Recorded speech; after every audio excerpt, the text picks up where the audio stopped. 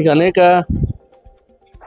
ಏನು ಸರ್ಕಾರ ಚೇಂಜ್ ಆದಮೇಲೆ, ಸರ್ಕಾರ ಅನ್ನೋದಕ್ಕಿಂತ ನಮ್ಮ ಮುಖ್ಯಮಂತ್ರಿಗಳ ಚೇಂಜ್ ಆದಮೇಲೆ ಮುಂಚಿನಿಂದನೂ ಭಾಳ ಜನ ಬೇಡಿಕೆ ಇತ್ತು. ಏನು ಸಂತೋಷ್ ಲಾಡ್ ಸಾಹೇಬರಿಗೆ ಮಂತ್ರಿ ಮಾಡಿದರು.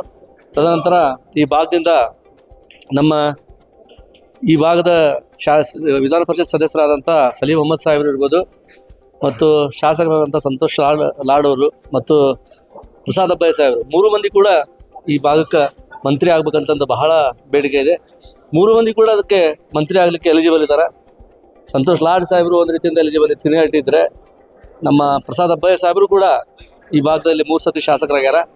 ಅದೇ ರೀತಿ ವಿಧಾನ ಪರಿಷತ್ ಸದಸ್ಯರಾದಂಥ ಸಲೀಂ ಅಹ್ಮದ್ ಸಾಹೇಬರು NSYಲಿಂದ ವಿದ್ಯಾರ್ಥಿ ಘಟಕದ ರಾಷ್ಟ್ರೀಯ ಅಧ್ಯಕ್ಷರಾಗಿ ಕೆಲಸ ಮಾಡಿಕೊಂಡು, ಜೊತೆಗೆ ಅನೇಕ ಬಾರಿ ಈ ಭಾಗದ ನಮ್ಮೆಲ್ಲ 2 ಸಾರ್ತಿ ಸಂಸದರ ಕ್ಷೇತ್ರಕ್ಕೆ ಅಭ್ಯರ್ಥಿಯಾಗಿ ಸ್ಪರ್ಧಿಸಿ ನಮ್ಮದೇನು ಪಕ್ಷದಲ್ಲಿ ಬರುವಂಥ ಅನೇಕ ಸಂಘಟನೆಗಳಲ್ಲಿ ಮುತುವರ್ಜಿ ವಹಿಸಿ ಕೆಲಸ ಮಾಡಿದಂಥವ್ರು ಸಲೀಂ ಅಹ್ಮದ್ ಸಾಹೇಬರು ಕೂಡ.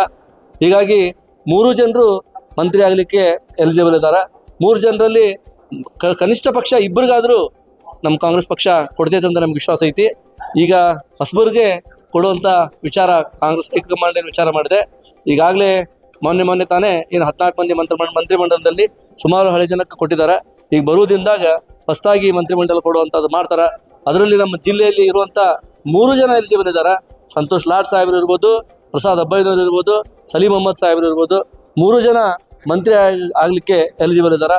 3ರಲ್ಲಿ ನಾವು ಕೂಡ ಮುಖಂಡರಲ್ಲಿ ವಿನಂತಿ ಮಾಡ್ತೀವಿ, ನಮ್ಮ ಕನಿಷ್ಠ ಪಕ್ಷ ಇಬ್ಬರಿಗಾದರೂ ಮಂತ್ರಿಯನ್ನು ಕೊಟ್ಟು ನಮ್ಮ ಜಿಲ್ಲೆ, ನಮ್ಮ ಸುತ್ತಮುತ್ತಲು ಉತ್ತರ ಕರ್ನಾಟಕ ಏನು ಅನೇಕ ನಮ್ಮ ಸಮಸ್ಯೆಗಳನ್ನು ಎದುರಿಸ್ತಾ ಇರುವಂಥ ಈ ಉತ್ತರ ಕರ್ನಾಟಕಕ್ಕೆ ಕಾರ್ಯಕರ್ತರಿಗೆ ಗಟ್ಟಿ ದಿನವಾಗಿ ನಿಲ್ತಾರೆ. ನಾವೆಲ್ಲ ಕಾರ್ಯಕರ್ತರು ವಿನಂತಿ ಮಾಡ್ತೀವಿ, ಈ 3 ಜನ ಏನು ಆಸ್ಪರೆಂಟ್ಸ್ ಇದ್ದಾರೆ 3ರಲ್ಲಿ ಇಬ್ಬರು ಆದರೂ ಕೊಡ್ರಿ ಅಂತ ನಮ್ಮ ವಿನಂತಿ.